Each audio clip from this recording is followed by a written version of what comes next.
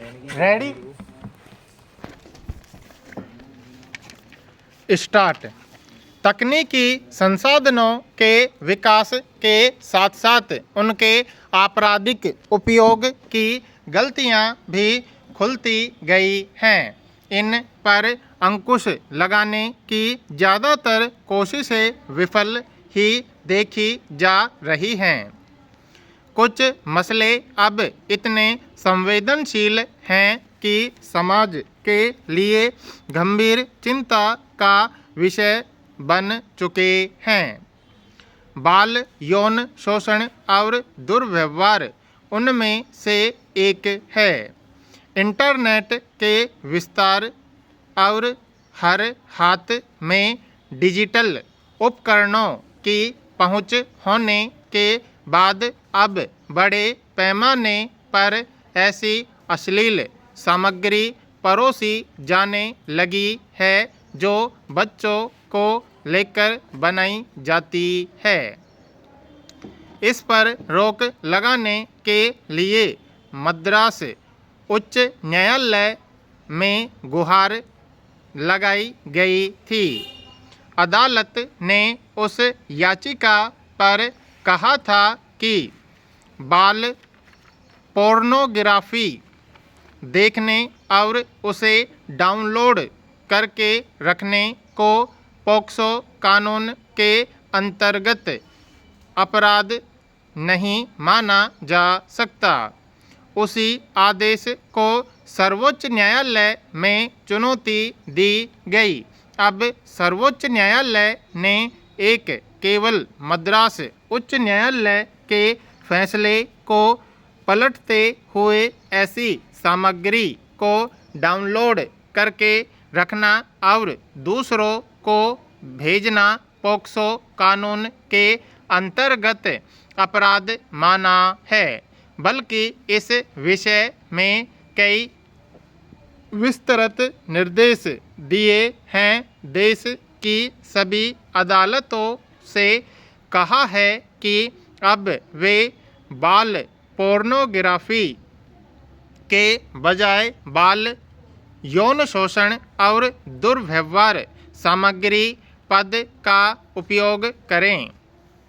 साथ ही केंद्र सरकार से कहा है कि वह पोक्सो कानून में संशोधन कर इसे अधिक स्पष्ट और व्यापक बनाएं। जब तक कानून नहीं बनता तब तक इस पर अध्यादेश जारी करें। बाल यौन शोषण और दुर्व्यवहार पर अंकुश लगाने के लिए हालांकि कठोर कानून हैं, पर उनमें कुछ जगहों पर स्पष्टता न होने के कारण अश्लील सामग्री तैयार करने के लिए बच्चों का भी उपयोग किया जाता है। सर्वोच्च न्यायालय ने इसी कमजोरी को दुरुस्त करने का निर्देश दिया है। दरअसल अश्लील सामग्री का कारोबार दुनिया भर में फैला हुआ है। कुछ देशों ने तो इसे कानूनी मान्यता भी दे रखी है, जैसे जर्मनी, फ्रांस आदि। मगर पिछले कुछ वर्षों में जिस तरह डिजिटल माध्यमों पर अश्लील सामग्री परोसने की प्रवृत्ति और उससे समाजों में हिंसा तथा यौन शोषण की घटनाएं लगातार बढ़ी हैं, उससे दुनिया भर में ऐसी सामग्री पर अंकुश लगाने की मांग उठने लगी है। हमारे यहाँ ऐसी सामग्री के निर्माण को दंडनीय अपराध की श्रेणी में रखा गया है।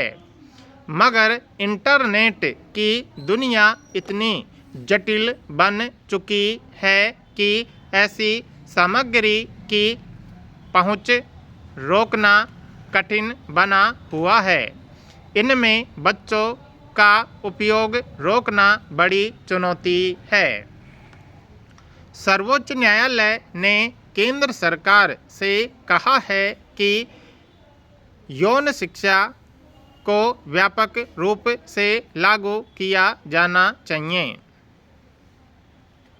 इससे ऐसे अपराधों पर काबू पाने में काफ़ी मदद मिल सकती है।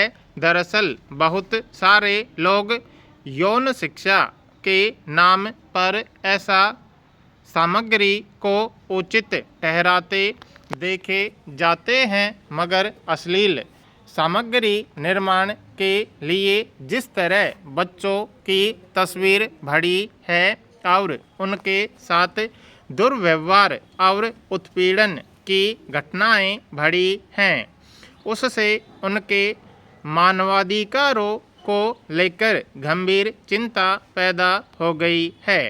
निस्संदेह इस पर अंकुश लगाने के लिए कठोर कानून की ज़रूरत है, मगर अश्लील सामग्री के निर्माण और उनकी पहुंच पर रोक लगाना फिर भी बड़ी चुनौती बनी रह सकती है। जिन देशों में ऐसी सामग्री बनाने पर रोक नहीं है, अश्लील सामग्री बनाने वाले उन जगहों का उपयोग करते हैं। बाल अधिकारों को लेकर व्यापक पहल की ज़रूरत है, जिसमें अंतर्राष्ट्रीय स्तर पर कुछ समझौतों की भी ज़रूरत हो सकती है। सर्वोच्च न्यायालय ने इस विषय पर गंभीरता से विचार करने का एक अवसर दिया है।